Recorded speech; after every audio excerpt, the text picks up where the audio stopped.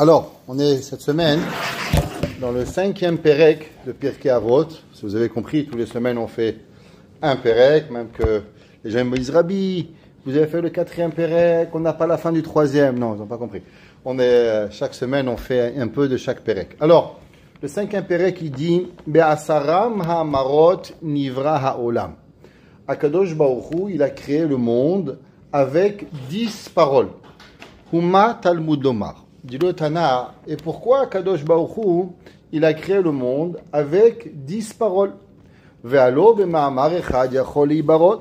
Kadosh Baruch Hu, il aurait pu dire une parole, de la même façon qu'il a dit Zachor ve'shamor, qui était une parole, et qui sont sortis 2 paroles. Rashi dit même au début des 10 commandements, Vaidaber Hashem et kol hadevarim ha'ele. Rashi est de l'opinion que Kadosh Baruch Hu, il a dit en une parole les 10 commandements. Donc Kadosh Baruch Hu, il aurait pu dire en une parole toute la création du monde. Pourquoi Kadosh Baruch Hu, il a répété 10 fois Vayomer, Vayomer, Vayomer, Vayomer, Vayomer? Dire la Mishnah, Helali para mina reshaim, pour punir les mécréants, chez Mehabdim et Haolam, qu'ils font perdre le monde, chez Nivra be'asara ma'amarot, que Kadosh Baruch Hu, il a créé, quelque part, il s'est fatigué à dire 10 paroles. Veliten sachar tov la tzadikim, et de donner récompense aux justes, chez Mekai mimet haolam, que eux, grâce à eux, ils accomplissent le monde, chez Nivra be'asara ma'amarot. Alors tout d'abord, il y a une fameuse question. Si vous allez dans la Torah, vous êtes intelligent, et vous allez chercher combien de fois c'est marqué Vayomer. Et vous allez voir qu'il n'est pas écrit 10 fois Vayomer, mais il est écrit seulement 9 fois Vayomer. Alors pourquoi c'est marqué Be'asara ma'amarot, quand véritablement il est écrit seulement 9 fois? De plus, il y a une fameuse question qui est rapportée au nom du Ramban. On sait, si on regarde qu'est-ce qui a été créé dans la création du monde, si je vous demande qu'est-ce que Akadosh Baruch Hu, il a créé le premier jour, on va tous dire Shamaim va'aretz, le ciel et la terre. Pourtant, vous savez que le ciel n'a pas été créé le premier jour. Parce que qu'est-ce que ça veut dire le ciel? Le ciel, en hébreu, Shamaim, ça veut dire Sham Maim. Là-bas, il y a de l'eau. Quand est-ce que Akadosh Baruch Hu, il a séparé les eaux du haut et les eaux du bas? Seulement le 2e jour de la création. Donc si Akadosh Baruch Hu, il a créé le Shamaim le 2e jour de la création, alors comment c'est possible que c'est écrit dans le premier jour Bereshit bara Elokim et un Shamaim? C'est pas vrai. Le ciel n'a pas été créé le premier jour, seulement le 2e jour. Si on va, et on continue, et un Shamaim ve et ha Aretz. Quand est-ce que Akadosh Baruch Hu, il a créé la terre? Eh bien, désolé de vous dire, pas le premier jour, pas le 2e jour, seulement le 3e jour de la création. Akadosh Baruch Hu. Akadosh Baruch Hu a dit Kavu ha'mayim makom echad, que toutes les eaux, elles se mettent à une seule place, vetera et hayabasha, et que la terre, elle soit apparue. Donc le 3e jour seulement de la création, Akadosh Baruch Hu, il a créé la terre. Alors revient la question, qu'est-ce que Akadosh Baruch Hu, il a créé le premier jour? S'il n'a pas créé ni le ciel ni la terre, quelle a été véritablement la création d'Akadosh Baruch Hu au premier jour? Le Ramban, il y a plusieurs opinions. Rashi dit qu'en vérité, Akadosh Baruch Hu, il a créé tout. Le premier jour, Dieu a créé le ciel, la terre, les arbres. Il a fait une tchouk-tchouka et il a tout créé et il a tout mélangé. Et après, chaque jour de la création, seulement Kadosh Baruch Hu, il a mis en place. Machal, comme un puzzle. Vous avez 1000 morceaux et vous mettez le haut, vous mettez les arbres, vous mettez... Après, on a seulement arrangé la bria. Mais la véritable création, elle a été le premier jour. Et ça va, le monde était tohu bohu parce qu'il n'y avait pas véritablement. Tout était là, sans véritablement avoir une forme. Et c'est pour ça que c'est marqué Bereshit bara Elokim et Hashamaim ve et haaretz. Le Ramban n'est pas d'accord avec cette opinion-là. Et le Ramban, il pense que la création du monde, qu'est-ce que ça veut dire la création? Au début, il est écrit dans la Torah, Bereshit bara. Akadosh Baruch Hu, il a créé et Hashamaim ve et haaretz. Si vous allez dans le reste de la Torah, depuis le Pasuk Aleph jusqu'à la fin de Yom HaShevi, c'est plus jamais mentionné le mot bara. Vayomer Elohim yehi or. Et Dieu, il a dit que la lumière fut. Vayomer Elohim yehi abasha, vehi rakia, qui soit une rakia. Demande au Ramban, pourquoi Kadosh Baruch Hu, il n'a pas dit Vayomer Elohim, yivra rakia, qu'on va créer la rakia, il va yivra yabasha, on va créer une étendue, qu'on va créer la terre. Pourquoi c'est jamais écrit dans toute la Torah, à part le premier jour, Bereshit bara, que Kadosh Baruch Hu, il a été un créateur. Nous dit le Ramban qu'en vérité, ce qu'on appelle, il dit en romain ou en grec plutôt, il dit que qu'est-ce que Kadosh Baruch Hu, il a créé le premier jour de la création? Ni le ciel, ni la terre, ni le soleil, ni la lune, rien de tout ça n'a été créé. Akadosh Baruch Hu, il a créé la première atome. Ce qui va dire le Ramban, ce qu'on appelle Yuli. Yuli, c'est l'essence de la création du monde. Aujourd'hui, on appelle ça une atome. Grâce à l'atome, on va pouvoir créer le monde. Le Ramban, il dit, tout l'univers, en vérité, c'est un composant, c'est une création de composition. Donc, en vérité, qu'est-ce que Akadosh Baruch Hu, il a créé le premier jour? Le premier jour, il n'y avait rien. Zéro makanchwalo. Ouais, ça n'existait même pas le rien. Parce que le rien, il est déjà une absence de quelque chose. Donc en vérité, Akadosh Baruch Hu, qu'est-ce qu'il a créé le premier jour? Akadosh Baruch Hu, il a créé la première matière. Avec cette matière, Akadosh Baruch Hu, il va créer l'univers. Le Ramban, il dit que qu'elle est cette matière avec quoi on va matérialiser et on va formater le monde de la terre, le ciel, les étoiles, tout ce que l'on va pouvoir exister. C'est ce qu'on va appeler le Yuli. Yuli, c'est la naissance, la première cellule que Akadosh Baruch Hu, il va créer. Et c'est pour ça qu'il dit le Ramban que durant toute la création, Akadosh Baruch Hu parle plus de création. Parce qu'en vérité, la terre, le soleil, les arbres, tout ce qui va arriver n'est seulement la conséquence de cette cellule créatrice que Akadosh Baruch Hu, il a créée. Après, on va seulement formater cette cellule. On va mettre plus d'oxygène, plus d'hydrogène, plus de H2O, et on va juste la mélanger différentes façons pour que véritablement, cette cellule dans le monde, elle crée le monde. Mais la véritable création, le premier jour, c'est seulement une nekuda. Le Ramban, le Gaon de Vina, il dit qu'en vérité, toute la création de l'univers, elle se trouve dans le point du bête de Bereshit.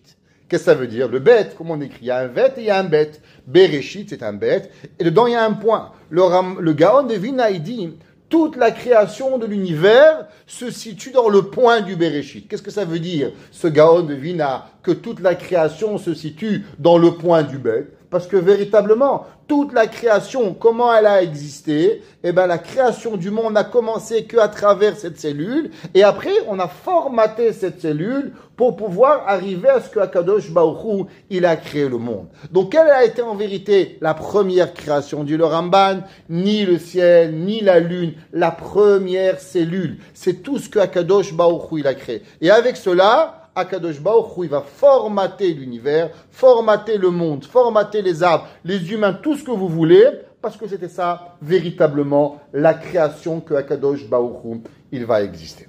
Qu'est-ce que ça veut dire? Be'asara ma'amarot. Pourquoi Akadosh Baruch Hu, il a choisi 10 paroles?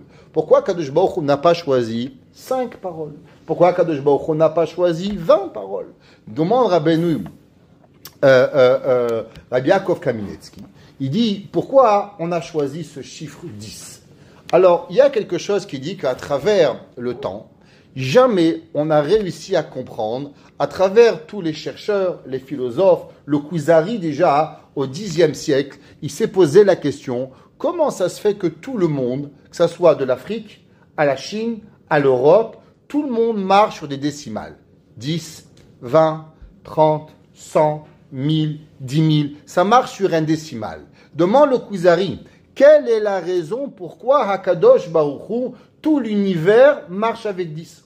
Dit le Kuzari que peut-être ça vient parce qu'on a 10 doigts. Alors du fait qu'on a appris à compter 10 doigts, 1, 2, 3, 8, 9, 10, alors on dit 20, 50, 100, 1000. Parce que comme on a eu 10 doigts, alors automatiquement, c'est cette façon-là qu'on est venu à arriver à pouvoir compter. La facilité de nos 10 doigts nous a apporté à aller sur des décimales pour pouvoir y arriver. Le Rabbeinu Yaakov Kamenetz qui dit, ok, ça, si on dit que l'homme est descendu du singe, alors automatiquement on aurait pu dire que, comme l'homme est descendu du singe, et que le singe il avait 10 doigts, alors automatiquement on a eu 10 doigts. Maintenant, nous, on sait particulièrement qu'en vérité, la théorie que l'homme il devient du singe, quand est-ce qu'elle a été créée, la théorie que l'homme est descendu du singe? Beaucoup plus tard dans les millénaires. La théorie d'évolution, elle a pas été créée au temps du Kuzari et au temps des philosophes grecs. Eux, ils pensaient que l'homme, il descendait pas d'un singe. Alors, quelle est la raison pourquoi on a le monde de décimales? Alors, on sait qu'en vérité, Akadosh Baruch Hu, pourquoi il a choisi Be'asara ma'amarot nivra ha'olam? À cause qu'en vérité, ça fait référence à quoi? À un chiffre particulier qui s'appelle les 10 sphirot. Toute la Torah, elle est basée sur ce principe de 10. Exemple, Be'asara ma'amarot nivra ha'olam, Be'asara makot, Akadosh Baruch Hu, il a donné 10 makot, Akadosh Baruch Hu, il a donné Aseret hadiberot. Toute la Torah, elle va aussi mentionner sur un chiffre 10. Et d'où il provient ce chiffre 10? Ce chiffre 10, il vient par rapport aux 10 sphères qu'Akadosh Baruch Hu il a créées. Chochma binadat, Chesed gvura tiferet, Netzach od yesod, Malchut, les 10 sphères. Dit Rabbi Yaakov Kamenetsky, c'est la seule et unique explication. Pourquoi dans le monde entier, on marche avec une décimale? On marche avec une décimale parce que Akadosh Baruch Hu, il a choisi de créer un monde qui vient Be'asara ma'amarot. Et puisque Akadosh Baruch Hu, il a créé les 10 sphères pour pouvoir donner ce qu'on appelle un shefa, donner une lumière, donner un conduit de bonté à l'univers qui commence par la sagesse, la compréhension de la compréhension, après on va à la bonté, après on va à la rigueur, après on va à la tiferet, jusqu'à qu'on arrive au monde de la malchoute. Et du fait que ce chiffre 10, il a été donné à Adam Arishon, et Adam Arishon, il a été le premier être humain sur terre, que de lui vont sortir tous les humains qui vont arriver. Il dit Rabbi Yaakov Kamenetsky, c'est pour ça que l'humanité au complet, elle va sur une décimale sans jamais savoir pourquoi. Pourquoi elle marche sur une décimale? Parce que Akadosh Baruch Hu Be'asara ma'amarot nivra olam. Il dit, si tu veux savoir comment l'homme il descend pas du singe et que l'homme il vient de Adam Arishon, la preuve c'est que depuis des millénaires, tout le monde marche sur une décimale sans jamais savoir pourquoi il y a une décimale de 10. Pareil, il y a une autre preuve, à savoir que la Kadosh Baruch Hu, c'est lui qui a été Mashrei Shrinato Ba'olam. Pourquoi tous les humains du monde ont une semaine de 7 jours? Vous pouvez aller chercher dans toute l'humanité, il n'existe personne qui a une semaine de 8 jours. Il n'y a personne qui a une semaine de 4 jours. À part en France, ils ont inventé les semaines de travail de 4 jours. Bon, mais là-bas, ça aurait pu même dire de 2 jours, il l'aurait fait pour ne pas travailler trop. Mais il en reste, c'est que toute l'humanité, elle a été créée sur une semaine de 7 jours. Pourquoi depuis l'âge des temps? Depuis que l'homme, il est homme, depuis que l'on connaît, alors on a 7 jours de travail, on a 7 jours de pouvoir y avancer. Même à l'époque, ils pensaient qu'il y avait seulement 7 astres, il y avait seulement 7 planètes. Ils ont trouvé 8 planètes, 10 planètes. Après, ils ont dit qu'il y a 3000 planètes. Après, ils ont dit non, il y a trop de planètes. Alors, on revient à 8 planètes. Ils ont dit non, on va revenir à 7 planètes. Et maintenant, ils ne sont même pas capables de savoir combien de planètes ils ont. Est-ce qu'il y a 7 planètes, où il y a des microplanètes, des ultraplanètes. Les maïsés, tout le monde est d'accord qu'il y a 7 jours de la semaine. Le Zerachim Shon, il dit, très intéressant, d'où il est venu ce principe de 7 jours de la semaine, la Shemitah. Tout fonctionne sur un chiffre de 7. Le Zerachim Shon, il écrit dans Parashat Behar que c'est une des chiffres et une des notions que l'humain n'a aucune idée pourquoi on fonctionne sur un chiffre de 7. Si ça n'est que Akadosh Baruch Hu lui-même, il a donné dans le monde le chiffre de 7 sans véritablement que nous avons une véritable raison pourquoi il y a le chiffre de 7. Personne ne pourra expliquer pourquoi le monde entier fonctionne avec un monde de 7. Le Maharal, il explique, et il dit que c'est que chaque chiffre, il nous apprend quelque chose. Par exemple, le Maharal, il dit que tout ce qui a à voir avec le monde terrestre, il marche avec 7. 7 jours de la semaine, 7 années de la Shemitah, 7 jours de purification. Tout tout ce qui a à voir avec le Olam Hazé marche sur un chiffre de 7. Tout ce qui a à voir avec l'infini, ce qu'on appelle le Olam Haba, marche avec quoi? Un chiffre de 8. C'est pas pour rien que le chiffre 8, il a le symbole de quoi? Le symbole de l'infini. Que ce soit à travers tous les pays du monde, l'infini, il est représenté avec quoi? Avec le chiffre 8. Dit le Maharal, pourquoi? Parce qu'en vérité, 7 doit s'arrêter. 8, c'est 7 plus 1. Comment on arrive avec le chiffre, à travers, avec le chiffre 8? Le Maharal, il dit parce que le 8 n'appartient pas dans le Olam HaBiriya, dans le Olam HaAsiya. Le 8, il appartient dans Olam HaRuchani. C'est pour ça que une femme, elle est impure 7 jours, elle devient pure le 8e jour. On a compté 7 semaines de la Sephirat HaOmer, Matan Torah, la 8e semaine. Tout ce qui va avoir à travers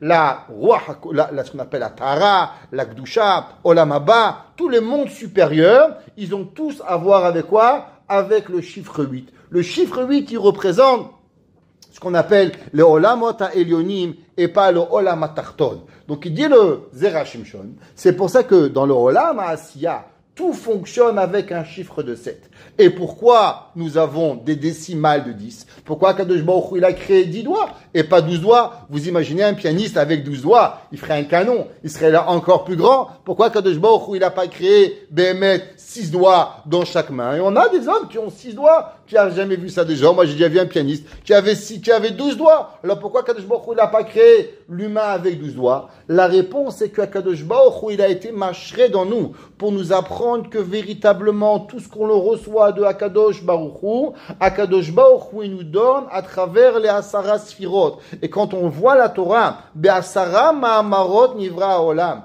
Akadosh Baruch Hu, il a choisi ces 10 paroles pour créer le monde. Et chacune des paroles, elle est représentative de quoi? De une des Aseret Adiberot, elle est représentative de une des Asara Makot, elle est représentative de tout ce qui va avoir relié avec le 10. Alors automatiquement, c'est pour ça que Akadosh Baruch Hu, il a choisi le concept de 10, sans même à savoir pourquoi l'humain les a utilisés. Seulement il faut savoir que Akadosh Baruch Hu, il a choisi ce principe de 10. Et c'est pour ça que quand l'homme il fait les mitzvot, alors Akadosh Baruch Hu dit waouh, regarde combien moi je me suis fatigué à créer un monde de décimales, à créer avant d'arriver au Olam HaAsiya. Il y a ce qu'on appelle Olam Abia, Atzilut, Beria, Yetzira et Asiya. Dans chacun des 4 Olamot, il y a 10 sphères. 10 fois 4, ça vous donne combien? 40. C'est pour ça qu'il y a 40 jours que Moshe Rabbeinu où il est monté pour recevoir la Torah. Pourquoi Kadosh Baruch Hu il est monté pour recevoir la Torah? Parce que dans les 10 sphères, il y a aussi les 4 chemins de la Torah. Tout le monde sait que comment ils s'appellent les chemins de la Torah? Ils s'appellent Pardes. Qu'est-ce que ça veut dire Pardes? Pshat, Remez, Drash et Sod. Dans chacun de ces 4 élévations et compréhensions de la Torah, il y a aussi ces Asara Ma'amarot. Donc 4 fois 10, encore une fois, 40 pour pouvoir y arriver. Donc pourquoi nous avons 40 jours que Moshe Rabbeinu il est monté au Sinaï? Parce que les 40 jours représentent les 4 façons de comprendre la Torah, qui correspondent à quoi? Pshad, Remesh, Dras, Sod, qui sont aussi à l'envers par rapport au Arba Olamot. Atzilut, Beria, Yetzira, Asiya. C'est quoi la Asiya? La Asiya, c'est par rapport au Pshat. Quand un homme, il voit le monde, il voit un arbre, il voit de l'eau, il voit une verdure. C'est la chose simple de la vie. Tu crois que le monde, c'est comme ça qu'il naît. Tu plantes une graine et ça pousse. Ça, c'est ce qu'on appelle le Pshat. C'est par rapport à quoi? Par rapport à Olam Asiya. Après, on a le Drash. C'est quoi le Drash? C'est quelque chose qui est déjà plus élevé que l'homme, il va se casser la tête pour pouvoir comprendre. Pareil, dans le Olam, on a Atzilut en haut, Beria, Yetzira. C'est quoi Yetzira? Tu prends une graine, tu mets une graine, la graine elle pourrit, et la pourriture elle te donne un arbre. Comment c'est possible? Toi tu as planté une graine, la graine elle doit se détruire, de la destruction va créer une créature de quelque chose. La Gemara a dit, si tu veux savoir c'est quoi la preuve de Triyat Hametim, de la résurrection des morts, la Gemara a dit, c'est pas compliqué. Prends n'importe quel fruit que tu vas planter, qu'est-ce qui va y arriver? Il va y arriver que d'abord, la graine, elle se détruit, et après la destruction de la graine, il pousse un arbre. Toi, tu pensais que la graine, il va rien arriver, elle a été détruite. Non seulement que la graine, elle te ressort pas une graine, mais qu'est-ce qu'elle te ressort la graine? La graine, elle te ressort un arbre qui est beaucoup plus grand. Le Rav Shimshon Pinkus, il dit, on sait que Akadosh Baruch Hu, dans la nature, tout ce qui crée et qui parle dans la Torah, Akadosh Baruch Hu, il a déjà créé dans le monde qu'on est capable de voir de nos propres yeux l'avenir du monde. Il dit, qu'est-ce que ça représente la Triyat Hametim? Triyat Hametim, on prend un homme, il meurt, on le met dans une boîte, on le met dans la terre. La Gemara nous dit, quand on va se réveiller à la résurrection des morts, on va voir un nouveau monde, on va voir quelque chose qu'on ne comprend pas. Il demande Rav Shimshon Pinkus, où est-ce qu'on a vu ça? Que tu prends quelque chose, tu l'enterres, et il sort quelque chose d'autre qu'il n'a pas vu. Il dit, regarde une chenille. Une chenille, combien de mètres elle peut marcher une chenille dans toute sa vie? Une chenille Skena, elle est née sur la 1940 Barclay. Avant qu'elle arrive au 1942, elle est déjà morte. Skena, avec ses 1000 pattes à marcher à gauche et droite, la pauvre, elle s'est trompée, elle a fait un accident. Elle pense que l'humanité, c'est quoi? C'est 4 mètres carrés. Et après, elle fait un cocon. Elle s'enterre entièrement, comme un coffin, comme comme une momie, comme un cercueil. Et un jour, elle se réveille, elle a des ailes. Et maintenant, elle voit, le monde, il n'est pas le 1940 Barclay. Le monde, il est énorme. Le monde, il y a une ville. Il y a des papillons qui voyagent depuis le Mexique jusqu'au Canada, chaque année, qui font des milliers de kilomètres. Est-ce que la chenille, elle avait pensé pour une seconde que c'est possible que le Mexique, il existe? Même pas dans ses rêves, la chenille, elle a pensé. Elle pensait que le monde, il était 3 mètres carrés. Et un beau jour, elle s'est enfermée dans un tombeau, et elle s'est réveillée, et elle voit un nouveau monde. Il dit le Rav Shimshon Pinkus, ça c'est la preuve que Akadosh Baruch Hu, il a donné dans le monde, que toi tu crois le monde d'une certaine façon, mais en vérité il y a un différent monde. C'est seulement ce que tes yeux sont capables de voir, aval véritablement quand on va se réveiller après la résurrection des morts, Akadosh Baruch Hu, il va nous réveiller comme un différent monde. On aura l'air d'avoir été une chenille pendant 70 ans, quand on va se réveiller, il y aura un autre monde qui va arriver totalement pour pouvoir le voir. Toute la bria, elle représente par rapport à ces 4 aspects. Le Rav Chaim Akadosh, il pose une question extraordinaire. On sait que Dieu, il sait tout. Boré Olam, il n'a pas besoin qu'on ait le passé, le présent et le futur. Moshe Rabbeinu était au ciel pendant les 40 jours. Qu'est-ce qui s'est passé le 39e jour que Moshe Rabbeinu était au ciel? Le peuple juif, ils ont commencé à faire le veau d'or. Ils sont venus chez Aaron. Ils ont dit, Aaron, regarde, Moshe Rabbeinu, il est mort. Fais-nous un Dieu, fais-nous quelque chose. Aaron, il a voulu gagner du temps. Il dit, allez demander à vos femmes vos bijoux. Il a dit, est-ce que les femmes ont des bijoux? Rêve en couleur, tu vas jamais les avoir. Eh bien, c'est vrai. Et les femmes, elles ont dit, tu veux tes bijoux? Moi, tes bijoux, dis pourquoi? Faire un veau d'or, rêve. Quoi, ça m'a pris 30 ans pour que tu m'achètes une boucle d'oreille. Tu crois que je vais la faire cadeau, quoi? Même pas dans les rêves. Elles n'ont pas voulu leur donner. Qu'est-ce qu'ils ont fait, les hommes? Ils ont enlevé leurs propres bijoux et ils ont fait fondre l'or pour avoir un veau d'or. Demande le Rav Chaim, je ne comprends pas. On sait que jusqu'à aujourd'hui, on paye la faute du veau d'or. Jusqu'à aujourd'hui, le pasuk qui dit Ubiyom pokdi ou fakadeti alechem. Que chaque fois que Akadosh Baruch Hu va punir un juif, il y aura toujours un peu de la faute du veau d'or. Chaque fois qu'un Jemskin, il a un ticket, il a brûlé un feu rouge, il y a $149 pour une Avera, $1 parce que la faute du veau d'or. Chaque fois que tu as un petit souci, 99% à cause de tes propres péchés et 1% de la Avera à cause de la faute du veau d'or. Demande le Rav Chaim, pourquoi Kadosh Baruch Hu, quand il a vu que le peuple juif, il commençait à faire le veau d'or, pourquoi il n'a pas dit Moshe, allez, finis la classe, descends. Il avait qu'à descendre un jour plus tôt. Et s'il était descendu un jour plus tôt, on n'aurait pas fait le veau d'or. On n'aurait pas fait le veau d'or. Moshe Rabbeinu, il ne serait pas mort dans le désert. On n'aurait pas eu de galoute, 2000 ans de galoute, 50 milliards de juifs morts depuis 2000 ans. C'est cher payé, non, pour 6 heures de classe. Comment ça se fait que Akadosh Baruch Hu, il n'a pas fini la classe 6 heures plus tôt pour que Moshe Rabbeinu, il descende en bas de la montagne? Il dit le Rav Chaim, vous savez, on a commencé à expliquer que pourquoi il y avait 40 jours dans le Sinaï par rapport aux 4 niveau de la Torah. Pshat, Drash, Remez et Sod. Par rapport à quoi? Par rapport aux 4 Olamot. Atzilut, Beria, Yetzira, Asiya. Par rapport à chacun d'entre eux, par rapport aux 10 Sphirot. Donc ça veut dire que Moshe Rabbeinu, il a appris la Torah dans le Pshat, par rapport à Chochma, Bina, Da'at, Chesed, Gvura, Tiferet, Yetzach, Od, Yesod, Malchut. Et à chacun d'entre eux, il devait apprendre la Torah par rapport à ces 10 sphères. Dis-leur à Chaim Akadosh, si on doit choisir entre un manque dans la Torah de une des sphères ou le veau d'or, quelle est la plus grande des catastrophes de l'humanité? La manque de la Torah dans une des 10 sphères. Il dit le Rachaim, Akadosh Baruch Hu, il a dû faire un choix. Est-ce que Moshe Rabbeinu va manquer quelque chose dans une des sphères de la Torah ou le veau d'or? Il dit le Rachaim Akadosh, le veau d'or, il y a une possibilité de se rattraper, à aider Teshuvah. Seulement, un manque dans la Torah, il y en a l'incapacité de récupérer ce manque. Et c'est pas qu'aujourd'hui, on vient et on va répéter la classe demain. La Torah, ça marche pas comme ça. Aujourd'hui, tu commences avec le Pshat, demain c'est le Drash, après c'est le Remez, et après c'est le Sod. C'est une fois dans la vie de l'humanité que Akadosh Baruch Hu pouvait enseigner la Torah à Moshe Rabbeinu de cette façon-là. Et si Moshe Rabbeinu l'aurait raté, alors la perte aurait été universelle et le monde aurait été détruit.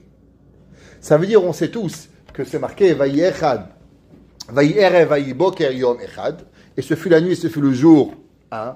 Vayi Erev, Vayi Boker, Yom Shi, deuxième jour. C'est marqué Vayi Erev, Vayi Boker, Yom Ha-Shishi. Demande à Gemara, pourquoi le premier jour c'est marqué Ha-Echad? C'est marqué Ha-Echad, c'est marqué Echad. Sheni, Shlishi, Revi, Chamishi. Jusqu'à qu'on arrive au 6e jour, c'est marqué Yom Ha-Shishi. Pourquoi il y a un He en plus? La Gemara dit Hayayediya pour nous apprendre que Akadosh Baruch Hu, il a fait une condition avec le monde en disant humanité, création du monde. Si le peuple juif en l'an 2448 il accepte la Torah, alors automatiquement le monde il va rester. Mais si le peuple juif il n'accepte pas la Torah, alors le monde il va être détruit. Dis-leur à Chaim, écoutez bien. Qu'est-ce que ça veut dire la Torah? La Torah, s'il manque une lettre de la Torah, elle n'est pas saoule, on ne peut pas avancer. Si Moshe Rabbeinu serait descendu 6 heures plus tôt, donc il aurait manqué quelque part une partie de la Torah, du Sod, ou du Remez, ou du Pshat, ou du Drash, je ne sais pas comment ça marchait dans les classes d'Akadosh Baruch Hu, donc il y aurait eu un manque de la Torah. Un cadeau, s'il n'est pas complet, imaginez-vous, c'est une Ferrari, une Rolls Royce, il vous manque la batterie. Qu'est-ce que vous faites avec cette voiture? Vaut mieux une 2 chevaux avec une batterie qu'une Ferrari sans batterie, ça ne peut pas rouler. La Torah, elle est un ensemble. Si Moshe Rabbeinu, il avait manqué quelque part juste une infime partie de la Torah, alors automatiquement le monde, il aurait été détruit. C'est pour ça que Akadosh Baruch Hu, il a dit, waouh, c'est vrai qu'ils font Avodah Zara, mais je préfère que Moshe Rabbeinu, il reste encore 6 heures pour pouvoir apprendre la Torah, parce que le manque de ces 6 heures est irréversible pour pouvoir y arriver. Si vous comprenez ça, on va répondre à une question. Tout le monde sait qu'il y avait 2 enfants dans le ventre. Un il s'appelait Yaakov, un il s'appelait Esav. C'est marqué Vaïtorotsatsu Habanim Bekirba. Il y avait les 2 bébés, il y a des jumeaux ici, des jumelles, non? Il y avait 2 bébés qui se bagarraient dans le ventre. La Gemara nous dit, de quoi ils se bagarraient Yaakov et Esav? C'était quoi la bagarre entre Yaakov et Esav? Tout le monde sait que la bagarre qu'il y avait entre Yaakov et Esav, c'est qu'Yaakov et Esav se disputaient qui c'est qui va avoir le Olam Haba et qui c'est qui va avoir le Olam Hazé. Yaakov, il voulait avoir le Olam Haba, Esav, il voulait avoir le Olam Hazé.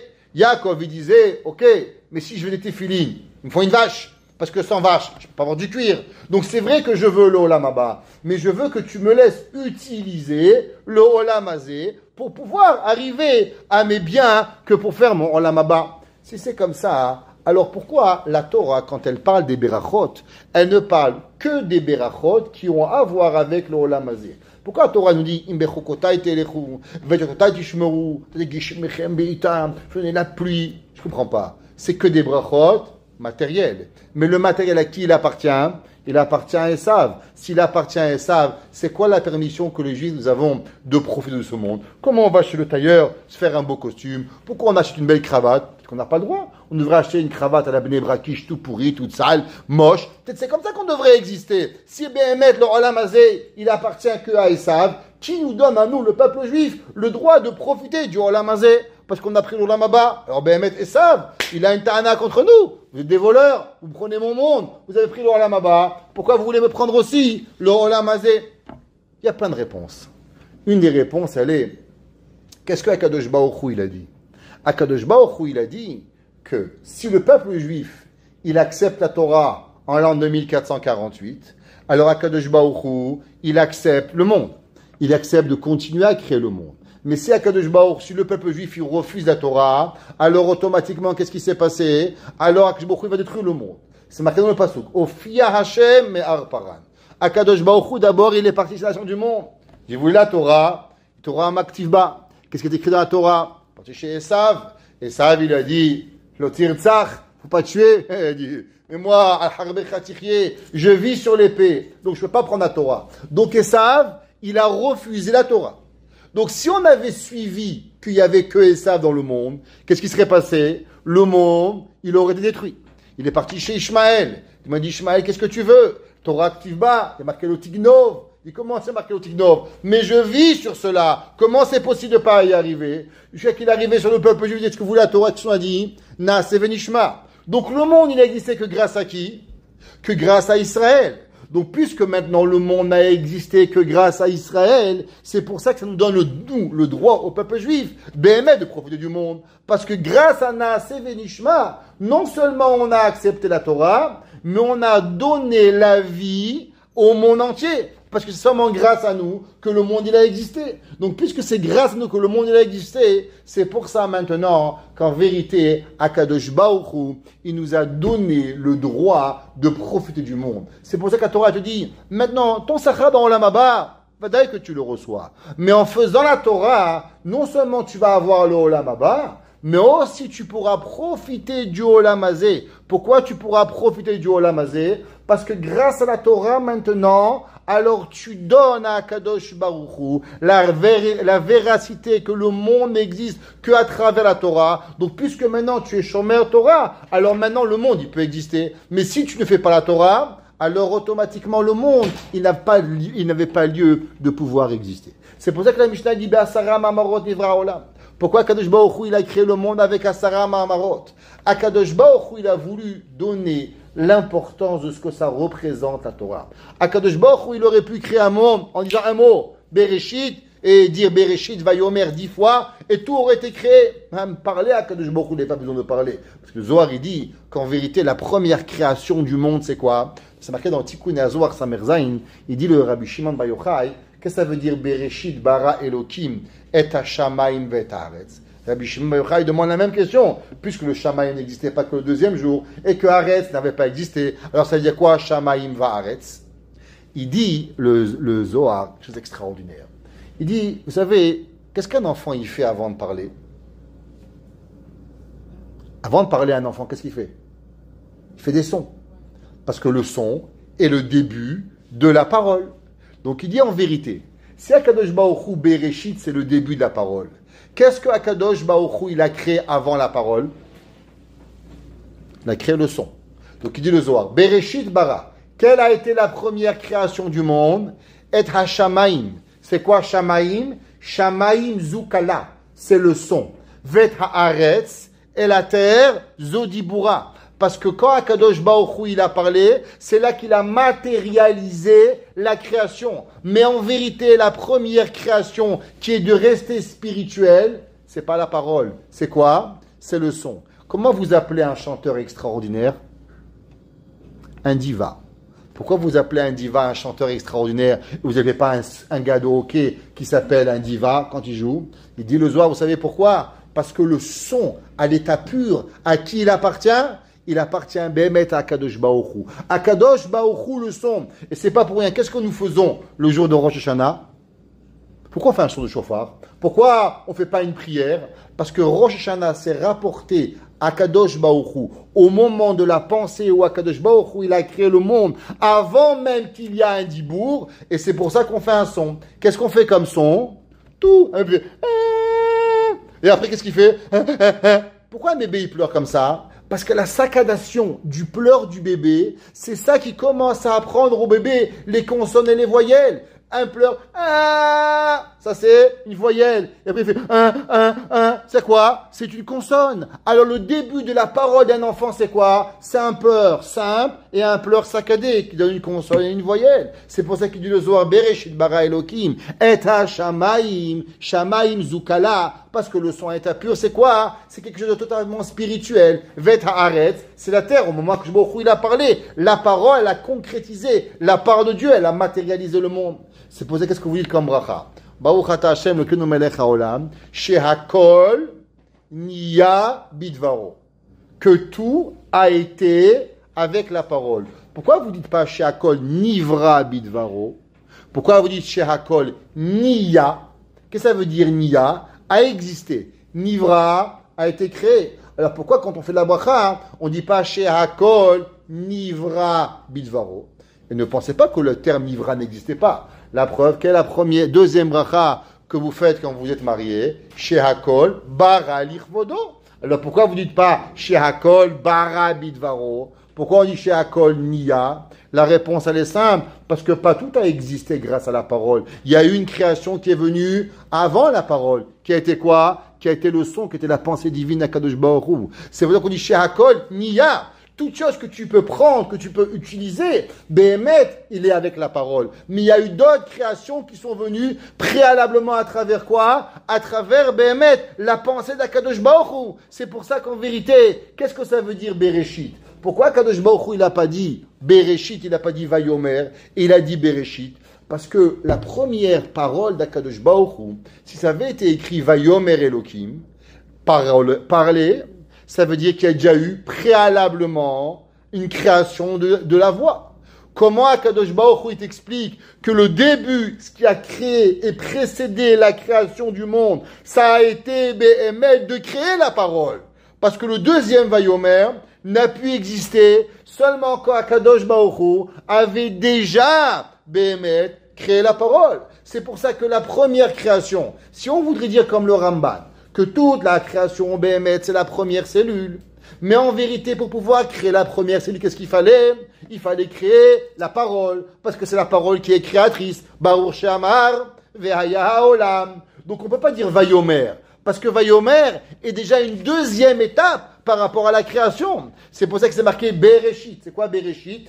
Bet Reshit, deux débuts. C'est quoi le deux débuts? Un, de créer le son, et deux, de créer quoi? La parole. Donc Bereshit bara. Akadosh Baruch Hu, pour pouvoir être boré, il a déjà dû avoir une prédécision et un préalable avant même la parole. C'est pour ça que le premier terme de la création ne peut pas être Vayomer, mais il peut être que quoi? Que Bereshit, qui nous apprend que même la parole, elle a dû être créée, parce qu'avant l'univers, il n'existait pas la parole. Il dit Rabbi Yaakov Kaminetsky, qu'est-ce que ça veut dire Bereshit bara Elokim et Hashamayim? Souvent, nous, quand on pense au ciel, on pense aux étoiles. Mais comme on a expliqué, les étoiles sont venues seulement dans quel jour de la création? Seulement le 4e jour de la création. Toutes les étoiles, le soleil et la lune, tout ce que vous voyez, n'a seulement existé le 4e jour de la création du monde. Alors, qu'est-ce que Akadosh Baruch Hu, il a créé dans le premier jour de la création, qui s'appelle Bereshit bara Elokim et Hashamayim? Il dit, souvent vous avez entendu que quand vous faites des mitzvot, qui est vrai, alors on crée des olamot, on crée des mondes. Et quand on fait une avera, qu'est-ce qu'on fait? Alors on détruit des mondes. Seulement, quel monde? Moi j'ai allumé la lumière Shabbat, j'ai vu ni monde, ni chemin monde, j'ai rien vu de tout ça. Il dit, c'est vrai que l'homme humain, avec ses yeux, Akadosh Baruch Hu, nous a pas laissé voir ces créations du monde. Mais il en reste, c'est qu'elles font partie intégrale de la bria d'Akadosh Baruch Hu. Akadosh Baruch Hu, il a des malachim, et il y a des séraphim, il y a des ophanim, il y a des chayot HaKodesh. Il y a beaucoup plus que ce que l'homme, il est capable de voir. Le Ben Ishra, il dit que, vous savez, c'est écrit que dans la terre, il y a le Gan Eden. C'est marqué, Venahar Yotse mi Eden, et que dans la terre, il y a un endroit qui s'appelle Eden, et que Eden, il y a un fleuve qui sort, et que ce fleuve-là, il se sépare en 4 parties, et qu'il va abreuver le monde. Un exemple, vous savez que le Frat, un Nahar Perat, c'est quoi la racine du Nahar Perat? Personne n'a jamais trouvé. Quelle est la racine du Nil? Personne ne sait jamais d'où elle a commencé. Quelle est la racine du fleuve amazonien? Personne ne sait. Vous pouvez aller jusqu'à aujourd'hui, aller faire toute la recherche de où commence le fleuve, le Frat. Vous allez voir, personne ne sait. Parce que la Torah nous dit que la nature et la racine du Frat, d'où elle provient? Elle provient du fleuve qui vient de Éden. Et de Éden, qu'est-ce qu'il y a? Il y a le Gan. La Gemara dit qu'il y a le Gan. Le Gan, il est 60 plus grand que Éden. Et Éden, elle est 60 fois plus grande que le monde. Le Ben Ishra, il dit, mais on a fait le tour du monde aujourd'hui. On n'a vu ni le Gan, ni le Éden, ni 60 fois plus grand. On connaît l'univers. Qu'est-ce que tu me racontes? Eh bien, le Ben Ishra, il ramène dans les Teshuvot. Pas au Midrash, à la fin. Le Ben Ishra, il dit, c'est vrai, toi, tu ne le vois pas, mais sache qu'il est là. Que Akadosh Baruch Hu nous a donné des yeux à voir seulement ce que l'on peut voir. Mais il y a autre chose dans le monde que l'on ne peut voir. Et quand Mashiach va venir, Béhémet, alors on va voir un différent monde comme on voit aujourd'hui. De la même façon qu'on a dit que la chenille, un jour elle se réveille, waouh, c'est grand Montréal. Moi je pensais que c'était 2 mètres carrés sur la rue Barclay ou sur la rue Aldridge à Côte-Saint-Luc. Il y a plus que Côte-Saint-Luc dans le monde. Je pensais pas. Eh bien quand Mashiach il va venir, alors il va voir un autre monde qui est là et que seulement on ne l'a pas vu. David Amelech il a écrit dans Tehillim, Az, Yemale Sechokpinu. On marquait dans David Amelech, il dit nos yeux, ils vont être incroyables. Ouais, Aïnou Kecholmim. On était comme des rêveurs à la Ravim Betocha, qu'on ne comprenait pas qu'est-ce qui va arriver. Le monde, il est là, seulement on ne le voit pas. Et il dit, le Rabbi Yaakov Kaminetsky, ce principe de base, qu'en vérité, il y a un monde que tu ne vois pas. Ça a été instauré depuis le début de la création du monde. Bereshit bara Elokim et Hashamaim. La même façon qu'il y a un monde dans le ciel, que tu n'as aucune notion, et pourtant il est là. Eh bien, pareil, et Haaretz. Toi, tu crois que tu connais tout sur la terre, eh bien, tu es loin de savoir qu'est-ce qu'il y a. Le Sambatiam. Rachamim nous raconte qu'il y a un fleuve qui s'appelle Sambatiam et que derrière il y a la Sarashvatim. Ça fait des millénaires qu'on cherche le Sambatiam. On a fait toutes les caméras du monde. On ne l'a toujours pas trouvé. Quoi? Parce que tu ne le vois pas, alors automatiquement il n'existe pas. Il y a un Shamaim que tu ne vois pas, et il y a un Haaretz que tu ne vois pas. Et tout cela, il vient de quoi? Cela, il vient par rapport au Asara Mamarot. La même façon que les 10 Ma'amarim, elles sont représentées par à travers quoi? À travers les Asara Sfirot, que les Asara Sfirot, c'est Akadosh Baruch Hu qui les a créés, à travers les Arba Olamot que tu ne vois pas, Atzilut Beria Yetzira Asiya. Eh bien, Akadosh Baruch Hu, c'est pareil dans le monde. Akadosh Baruch Hu, pourquoi il a créé tout ça? Pour savoir que chaque personne qui fait une mitzvah, chaque fois que tu fais quelque chose de bien, Akadosh Baruch Hu dit, waouh, tu t'imagines tous ces mondes que j'ai créés, tout cela, ça valait la peine pour cette petite fille qui fait Kriyat Shema, qui fait Birkat Amazon, qui s'habite Sniout, qui fait une bracha, qui fait ce qu'elle a fait, qui se couvre la tête. Et Barminan, un homme qui fait une avera, alors Akadosh Baruch Hu, qu'est-ce qu'il fait? Akadosh Baruch Hu, il pense et il voit à combien Dieu, il s'est fatigué, à combien il est marqué betaolam. On va se terminer avec un chose intéressant. La prochaine Mishnah, elle dit que Asara Dorot mi Adam ve ad Noach, qu'il y a 10 générations de Adam à Noach. Vous savez qu'à Noach, il y a eu un changement drastique dans le monde. Qu'est-ce qui s'est passé à Noach? Pourquoi Akadosh Baruch Hu, il a attendu encore 10 générations, malgré que de Adam à Noach, combien de temps il y a eu? 1600 ans. Vous savez que 1600 ans, c'est pratiquement un tiers du monde. Le monde, il tient que 6000 ans. 1600 ans s'est passé de Adam vers Noach. Akadosh Baruch Hu, il a attendu. Qu'est-ce qu'il a attendu? Que les humains deviennent une bonne personne. Qu'un, ils disent à Akadosh Baruch Hu, je t'aime, je vais faire quelque chose. Malheureusement, c'est pas arrivé. Qu'est-ce qui est arrivé de particulier à Noach? À Noach est arrivée la permission à l'humain de manger la viande. Vous savez que jusqu'à Noach, tous les humains étaient quoi? Végétariens. Le peuple juif n'est pas anti-végétarien. Il faut savoir qu'il y a, je n'ai pas dit que c'est une mitzvah d'être végétarien, mais il n'y a rien de mal d'être végétarien. La Torah, elle n'est pas. Adam Arishon, jusqu'à Noach, ils étaient, je ne suis pas végétarien, ne vous inquiétez pas, je mange des bons steaks, ouais, je ne fais pas la promotion des végétariens. Un jour, il y avait un homme, il mangeait dans un restaurant une salade. Il y avait un homme, il mangeait un steak. Alors il y a une femme qui le regarde avec sa salade, elle lui dit, vous savez combien la pauvre vache que vous êtes en train de manger là, qu'est-ce qu'on a tué? Il dit, oui, parce que vous l'avez mangé tout sans manger. C'est pour ça que j'ai dû la manger. Ok? Alors, la Torah, elle n'interdit pas le végétarien. Mais la Gemara, elle dit, chose intéressante, la Gemara dit qu'un Amaretz, il n'a pas le droit de manger de la viande.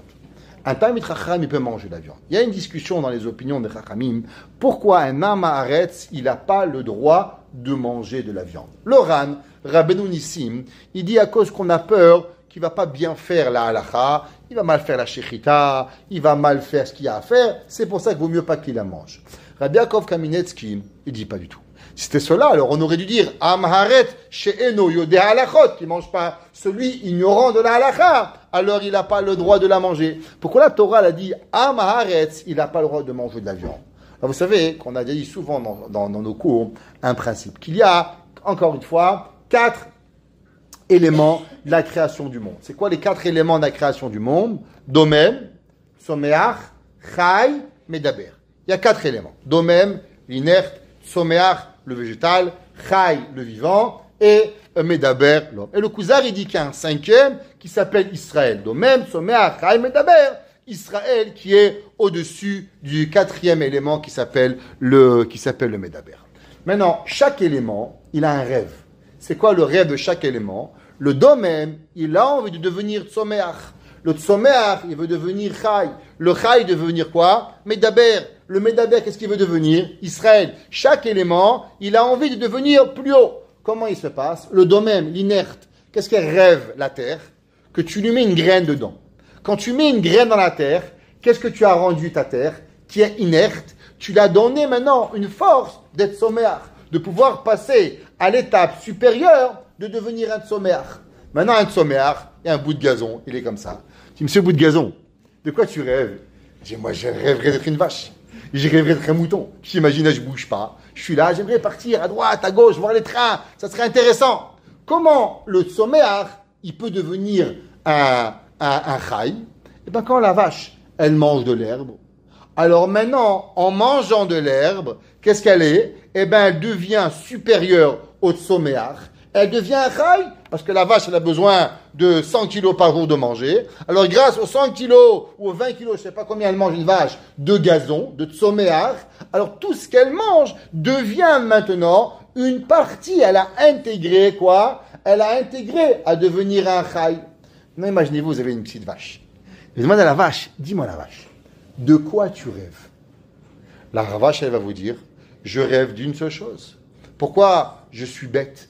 Pourquoi je connais seulement manger, travailler, manger, travailler? Je rêverais de pouvoir avoir un pouvoir, de pouvoir réfléchir, de pouvoir savoir la différence entre le bien et le mal, entre le tov et le ra, mitzvah et avera. Je rêverais d'avoir un sachar ba'olam haba. La vache aussi, elle veut pouvoir grandir. Donc la vache, pourquoi la vache, on a le droit de tuer une vache pour pouvoir être mangée? La réponse, elle est, c'est que vous n'avez aucun droit.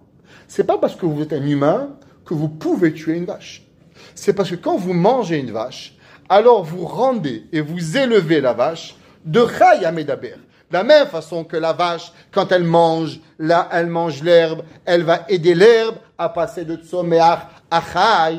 Pareil, quand vous mangez une vache, en vérité, vous ne faites que accomplir la volonté que la vache elle a de passer de chai à medaber. C'est ça, toute sa volonté. Seulement, il y a 2 genres de medaber.